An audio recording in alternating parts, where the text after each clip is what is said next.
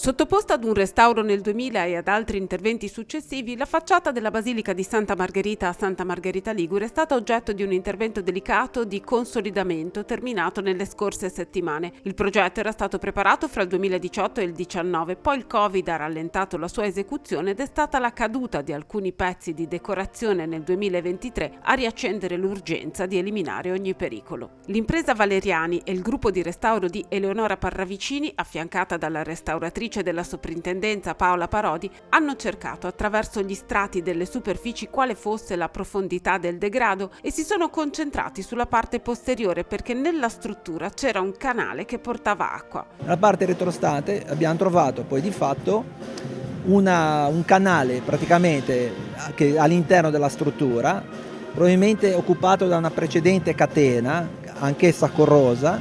Questa portava acqua anche in punti fuori dal contatto con la facciata, sulle colonne. Le colonne che non sono attaccate alla facciata erano scollegate, erano danneggiate da infiltrazioni d'acqua. Il lavoro di estrazione di tutti i sali che nel frattempo gli intonaci si erano intrisi di tutto il salnitro della pioggia, del mare, quindi tutta l'estrazione dei sali con impacchi che sono difficili da governare, e il consolidamento degli intonaci cercando di comunque salvare le cose più di rilievo è stato il lavoro più complicato. A questo punto la parte alta della facciata è stata consolidata, la parete posteriore è stata risanata e l'aspetto è stato riportato il più vicino possibile all'originale. L'arredo urbano, che siano le facciate delle chiese, dei palazzi, che siano i monumenti, hanno una valenza fortissima perché non sono semplicemente degli elementi che descrivono una città, un mondo, il nostro mondo, lo creano. La facciata della Basilica di Santa Margherita si inserisce nel contesto della città come una sorta di scenografia della piazza. La Soprintendenza Archeologia, Belle Arti e Paesaggio per la Liguria ha sostenuto l'intervento al 40%. Il comune ha riqualificato il sagrato in risse rendendolo sicuro e nuovamente allineato, ma è stata la parrocchia con la sua comunità a coprire la parte restante della spesa.